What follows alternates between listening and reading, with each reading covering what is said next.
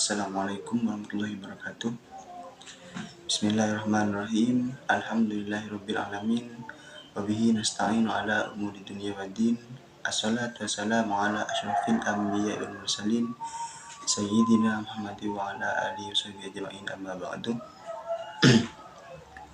Yang kami hormati pengasuh Pondok Pesantren Miftahul Ulum Butet, Yang mulia Nyai Faidah Ifni, yang kami hormati Rektor Universitas Islam Madura, yakni Bapak Ahmad Asir,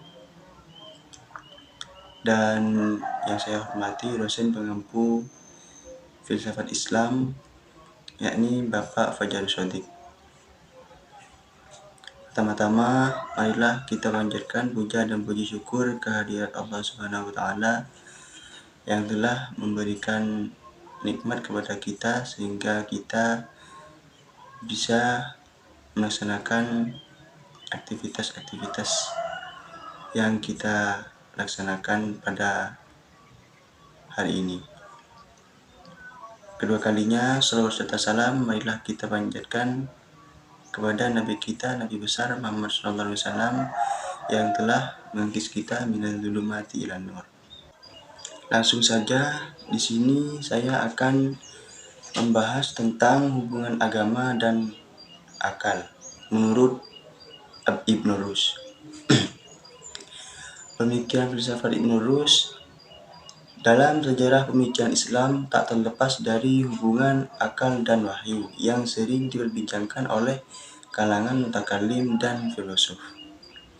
Dalam pandangan Ibnu Rushd, akal dan wahyu atau filsafat dan agama tidak bertentangan.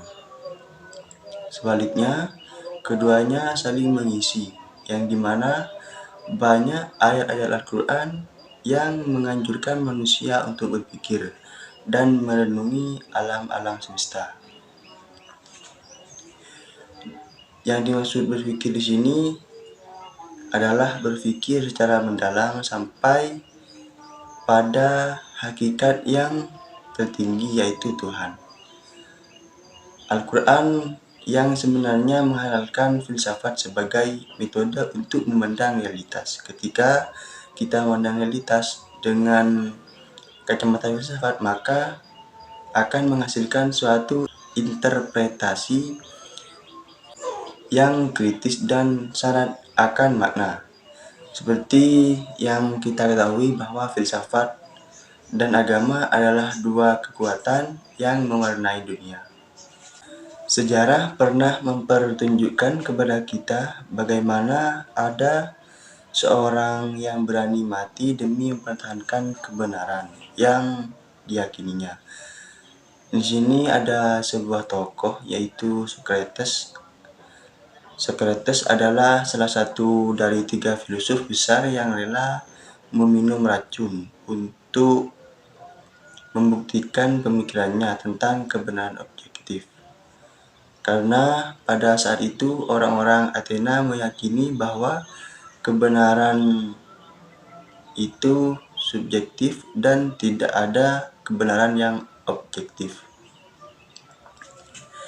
Pada saat vonis dijatuhkan, Socrates diberikan 2 pilihan, memilih untuk mati meminum racun atau berhenti dari aktivitas filsafatnya untuk mempertahankan pemikirannya tentang kebenaran objektif.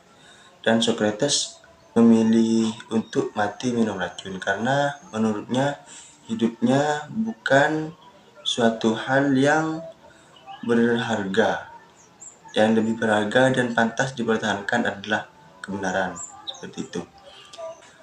Menurutnya tidak masalah mati asalkan kebenaran masih hidup. Ibnu Rushd merupakan seorang filosof Islam yang mementingkan akal daripada perasaan. Menurutnya, semua persoalan agama harus dipecahkan dengan kekuatan akal. Dalam hal ini termasuk ayat-ayat yang erat kaitannya dengan akal. Di dalam kitabnya Fathul Maqal, Ibnu Rushd menandaskan bahwa logika harus dipakai sebagai dasar segala penilaian tentang kebenaran.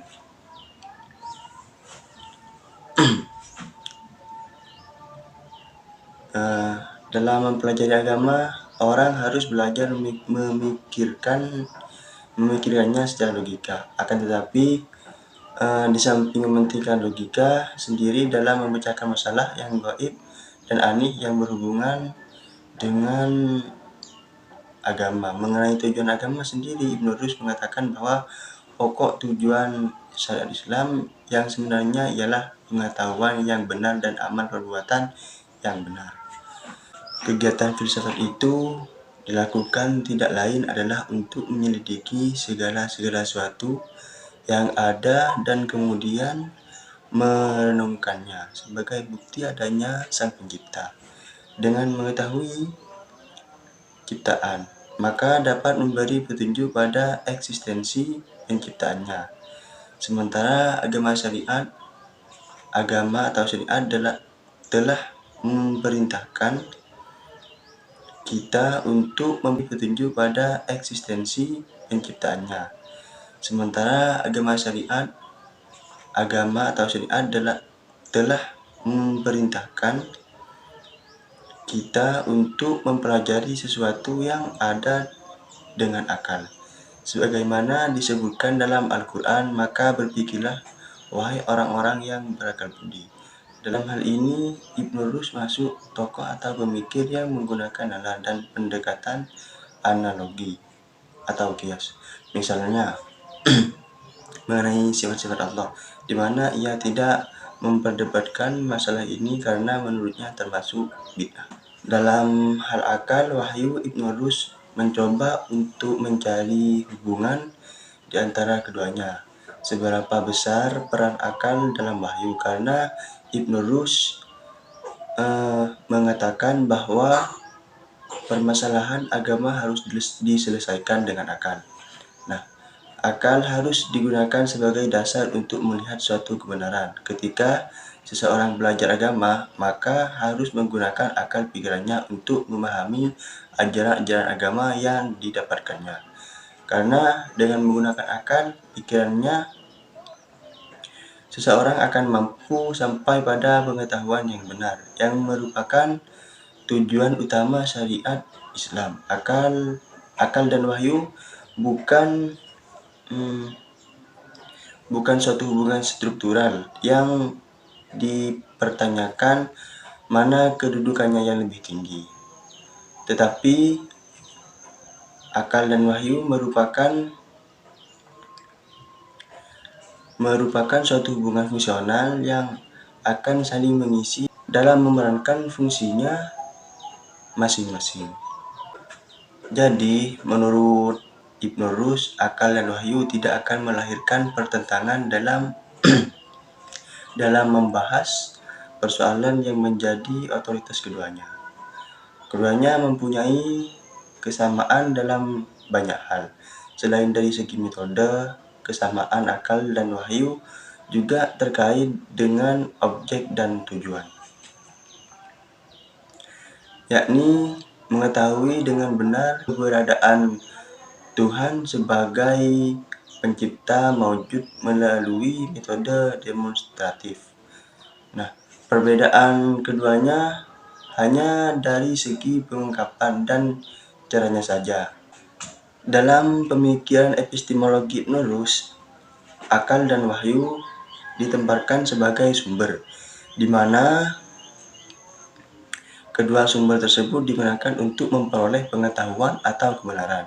Seperti yang kita ketahui bahwa kajian epistemologi yaitu membahas tentang sumber dan metode pengetahuan.